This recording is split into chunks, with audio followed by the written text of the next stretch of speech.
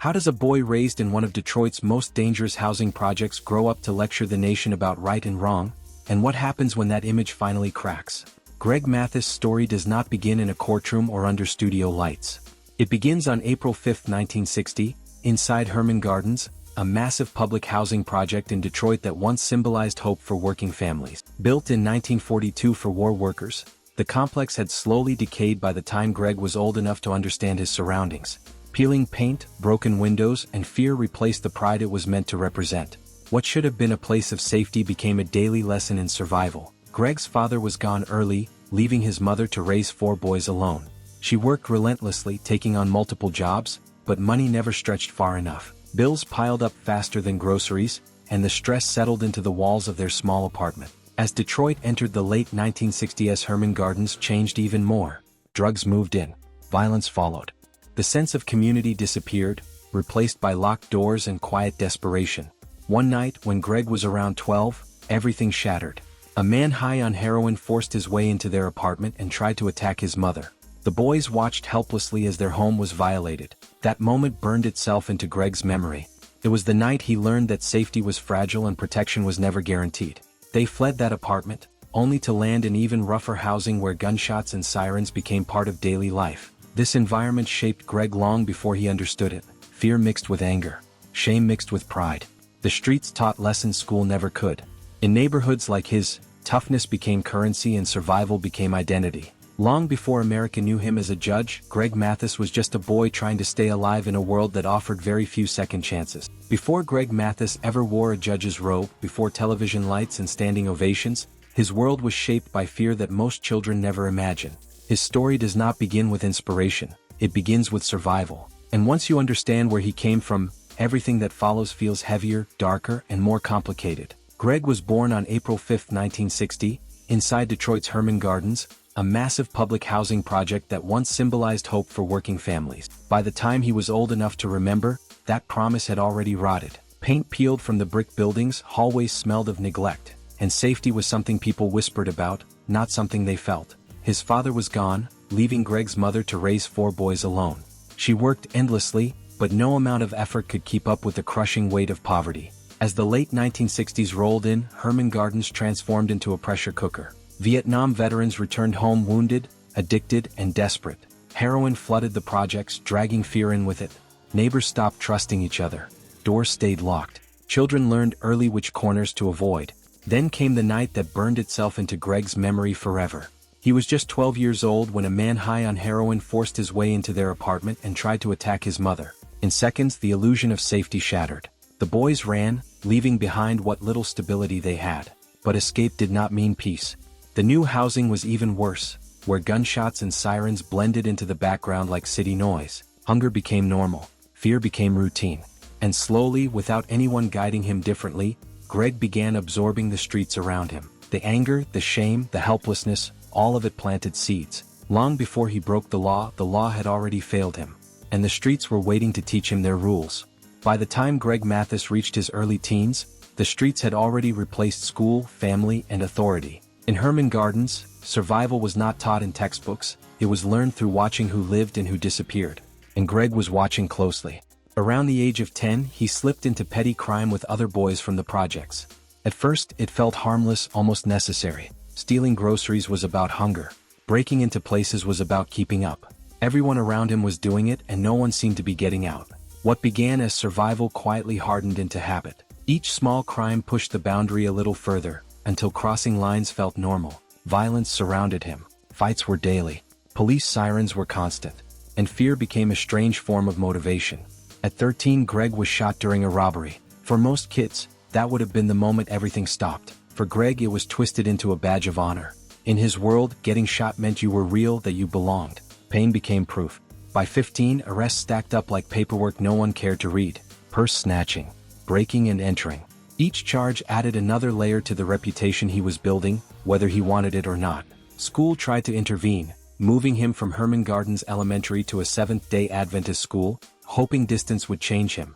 It did not. The streets were still home. High school could not compete with chaos. At Wayne Memorial High School, pressure and trouble overwhelmed whatever hope remained. At 15, Greg dropped out. Soon after, juvenile detention became familiar territory. Concrete walls replaced classrooms. Lockups replaced lectures. This was the moment when the system labeled him a problem instead of a child. No one asked why he was angry. No one asked what he had seen. They only counted his mistakes. But beneath the arrests and violence, something else was forming.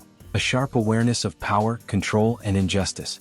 Greg did not know it yet, but every mistake, every cell door, was quietly shaping the judge he would one day become. By 12, Greg Mathis had already pledged loyalty to something that felt stronger than family, stronger than school, stronger than fear. Again. In the chaos of Detroit's collapsing projects, belonging was currency, and the Errol Flynn crew offered exactly that. Protection. Identity. Power. Or at least the illusion of it. At first, Greg was just a kid running small jobs. Stealing steaks from stores, reselling them inside the projects, laughing as if it were a game. They called it hustling. It made them feel clever instead of desperate. But the streets do not stay small for long. What started as petty theft evolved quickly into purse snatching, then break-ins, then armed robberies. Each step pulled him further from childhood. What made their crew different was who they targeted. Police officers. They watched houses, studied schedules, broke into homes specifically to steal guns. Carrying a weapon taken from a cop was a twisted symbol of status. It said you could take power from the people meant to control you. In that world, fear was respect. By 15, Greg was no longer just stealing. He was dealing heroin, right in the middle of Detroit's heroin epidemic. This was not occasional. It was daily. A real operation inside Herman Gardens. The money came fast and it went straight back into weapons. More guns meant more territory. More territory meant more violence. Shootouts became routine. Gunfire echoed through nights like background noise. Greg later admitted he carried a gun every day from the age of 12 and used it often. Not warnings. Real bullets. Real consequences. Walls, windows, and people caught in between. By 17, the system finally caught up. Over 20 juvenile arrests. Burglary. Drugs. Guns. The paperwork told a brutal story. Then came the moment that changed everything. Caught with a concealed handgun, Greg was charged as an adult. 9 months in Wayne County Jail. Not a juvenile center. A real jail. This was the line he could not uncross. Childhood was over. Survival had turned into a sentence. And for the first time, the streets could no longer protect him from himself. Prison has a way of stripping away every lie you tell yourself. For Greg Mathis, Wayne County Jail was not just another stop in the system. It was the moment reality finally cornered him. The walls were colder. The faces older. The rules unforgiving. This time, there was no juvenile label to soften the fall. He was 17, but the system now saw him as a man, and it was ready to bury him. For years, his mother had refused to visit him when he was locked up as a juvenile. She believed showing up would only enable the cycle. But this time she came. When Greg saw her walk into the visiting area, something in his chest tightened. She sat across from him, looked through the glass, and told him the truth no one else ever had the courage to say. She told him he had embarrassed her. In the neighborhood. In church. In the schools. She said people whispered his name like it was a warning. Then she said the words that shattered him completely. She had colon cancer. She did not know how much time she had left. In that moment, the street image collapsed. No gang. No gun. No reputation could protect him from the fear of losing the one person who had held his life together. Greg later called it the catalyst, the moment that broke him open. The thought of his mother dying while he stayed the same terrified him more than any rival ever could. Soon after, the judge gave him a choice. Serve the full 9 months and likely return again, or earn his GED and commit to probation. No education, no freedom. It was not mercy. It was a test. Greg chose the book over the cell. He entered Operation Push while still on probation and earned his GED. That decision cut his sentence down to 3 months. But more importantly, it cracked open a future he never believed was possible. This was not redemption yet. It was simply a door. But for the first time in his life, Greg chose to walk towards something instead of running from it. The hardest part of leaving the streets is not escaping the danger, it is learning who you are without it. When Greg Mathis walked out of jail after earning his GED, the world did not suddenly become welcoming. His record followed him everywhere. Old friends pulled at him. Old habits whispered comfort. But something inside him had shifted. He was no longer running on adrenaline alone. He was running on purpose. 6 months after earning his GED, Greg enrolled at Eastern Michigan University. To many it sounded impossible. The same teenager who had been shot, arrested more than 20 times, and dealt heroin daily was now sitting in lecture halls. At first he felt like an imposter. He did not look like the other students. He did not speak like them either. But he listened. He absorbed.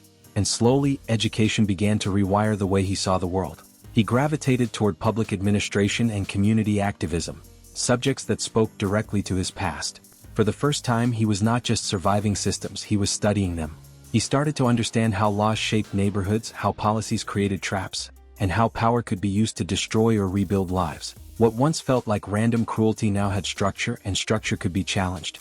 Greg worked during the day and studied at night. There was no safety net, no privilege. Every class felt like borrowed time. In 1983, he took another leap that stunned everyone who knew his past. He enrolled at the University of Detroit Mercy School of Law. Night classes, full workdays, endless pressure. He carried the weight of his criminal record into every exam, knowing one mistake could end it all. Law school was brutal. Doubt followed him daily. He wondered if the system would ever truly accept someone like him. But he stayed. He studied harder than anyone else in the room. On May 17, 1987, Greg earned his Juris Doctor degree. The diploma did not erase his past, but it proved something powerful. The boy shaped by chaos had learned discipline. The former gang member had learned the language of law. And the man who once feared authority was preparing to stand inside it. This was no longer survival. This was transformation in motion. The Meadows family did not stay silent for long. Within days of the claim becoming public, attorneys representing Audrey Meadows' surviving relatives moved quickly to shut it down. Their statement was firm and carefully worded. Audrey, they said, had no children. She had spoken openly in private letters and interviews about never becoming a mother. The will, finalized years before her death, reflected that truth clearly. They argued that if a child had existed, Audrey would have provided for them. Instead, her estate was divided among family members and charities she supported throughout her life. To the Meadows family, this was not just legal proof, it was personal certainty. But the challenge was not just emotional, it was evidentiary. The alleged child's legal team responded by releasing limited details from the DNA analysis. Independent labs reportedly found a genetic link to the Meadows bloodline that exceeded casual coincidence. Medical records from the late 1950s showed a pregnancy that never appeared in Audrey's public timeline.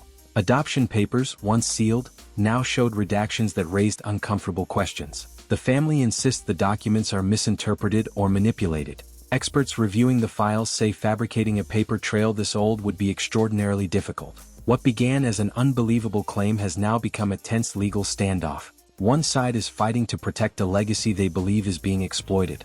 The other is demanding recognition of a life kept in the shadows for more than 6 decades. And as the case inches forward, one question looms larger than all the rest. If Audrey Meadows really did hide a child, why did she feel she had to? The Meadows family did not stay silent for long. Within days of the claim becoming public, attorneys representing Audrey Meadows' surviving relatives moved quickly to shut it down. Their statement was firm and carefully worded. Audrey, they said, had no children. She had spoken openly in private letters and interviews about never becoming a mother. The will, finalized years before her death, reflected that truth clearly. They argued that if a child had existed, Audrey would have provided for them. Instead, her estate was divided among family members and charities she supported throughout her life. To the Meadows family, this was not just legal proof, it was personal certainty. But the challenge was not just emotional, it was evidentiary. What began as an unbelievable claim has now become a tense legal standoff. One side is fighting to protect a legacy they believe is being exploited. The other is demanding recognition of a life kept in the shadows for more than 6 decades. And as the case inches forward, one question looms larger than all the rest. If Audrey Meadows really did hide a child, why did she feel she had to? The Meadows family did not stay silent for long. Within days of the claim becoming public, attorneys representing Audrey Meadows' surviving relatives moved quickly to shut it down. Their statement was firm and carefully worded. Audrey, they said, had no children. She had spoken openly in private letters and interviews about never becoming a mother. The will, finalized years before her death, reflected that truth clearly. They argued that if a child had existed, Audrey would have provided for them. Instead, her estate was divided among family members and charities she supported throughout her life. To the Meadows family, this was not just legal proof, it was personal certainty. But the challenge was not just emotional, it was evidentiary. The alleged child's legal team responded by releasing limited details from the DNA analysis. Independent labs reportedly found a genetic link to the Meadows bloodline that exceeded casual coincidence. Medical records from the late 1950s showed a pregnancy that never appeared in Audrey's public timeline. Adoption papers, once sealed, now showed redactions that raised uncomfortable questions. The family insists the documents are misinterpreted or manipulated. Experts reviewing the files say fabricating a paper trail this old would be extraordinarily difficult. What began as an unbelievable claim has now become a tense legal standoff. One side is fighting to protect a legacy they believe is being exploited. The other is demanding recognition of a life kept in the shadows for more than 6 decades. And as the case inches forward, one question looms larger than all the rest. If Audrey Meadows really did hide a child, why did she feel she had to? What happens when a former gang member turned judge steps onto a national stage? The country watches, but nobody expects the lessons behind the gavel. By 1999, Greg Mathis had achieved what few could even dream of. He was a respected judge with a story that resonated far beyond Detroit.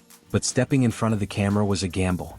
NBC approached him to host a courtroom show, one that would combine legal authority with the energy of someone who truly understood hardship. Critics wondered if his past would haunt him.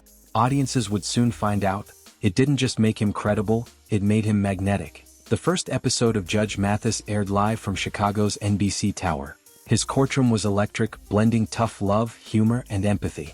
Viewers didn't just watch rulings. They saw a man who had survived bullets, betrayals, and broken systems, now teaching lessons about responsibility, accountability, and redemption. Every scolding for laziness, every cautionary tale about deceit, carried authenticity. Mathis' gavel was more than a symbol of law. It was a symbol of survival turned into wisdom. Within a few seasons, the show was airing nationwide, 5 days a week, reaching millions. Fans connected not only with the verdicts but with the man behind them. He shared his story openly, talking about the Herman Gardens projects, the gangs, and the fight for his GED. Viewers could see that his lessons came from lived experience, not just legal textbooks. Over 24 seasons and more than 13,000 cases, Mathis became more than a TV judge. He became a mentor, a teacher, and a symbol that second chances were real. His authenticity earned him awards, including NAACP Image Awards and in 2018 a Daytime Emmy, the first black jurist to win for Outstanding Legal Courtroom Program. Behind the cameras, he inspired crew, guests, and litigants alike. His story proved that transformation was not only possible but contagious. You can be a national icon, but can fame protect your family from heartbreak? For Judge Mathis, reality was far more complicated than television could show. Greg met Linda Ree at Eastern Michigan University, and their love became the anchor through his turbulent early adulthood. They married in 1985, just months after he lost his mother, a loss that had shaped him profoundly. Over the next decades, they raised 4 children: Jade, Kamara, Greg Jr., and Amir. Together, they became a household name, their lives documented in Mathis Family Matters, a show that revealed the joys, tensions, and challenges of real family life. Despite decades of respect and admiration, Greg's life was not immune to controversy. Rumors swirled about secret children, alleged affairs, and alleged violent incidents, all amplified by social media. The end of Judge Mathis in 2023 was falsely attributed to scandal, when in reality Warner Brothers exited the daytime court show market. The hardest blow came in August 2024, when Linda filed for divorce after years of distance and emotional neglect. For 3 weeks, Greg faced personal and public turmoil. Therapy became a lifeline, and the couple eventually reconciled, appearing together on the Tamron Hall show in October 2025. Greg admitted mistakes, including a brief affair, but emphasized the real problem was years of emotional distance, not betrayal. Their story of forgiveness, honesty, and renewed commitment became a blueprint for public healing, turning headlines of scandal into lessons of redemption. Even after controversy, Greg continued to mentor, educate, and advocate for youth, particularly young men raised in single-parent households. The Mathis Verdict podcast, co-hosted with his son Amir, dissected real criminal cases with unflinching honesty, proving that his passion for justice extended beyond television and courtrooms.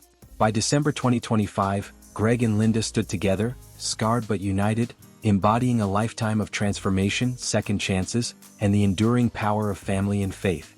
Share your thoughts in the comments, and don't forget to like and subscribe for more dives into Hollywood's hidden history.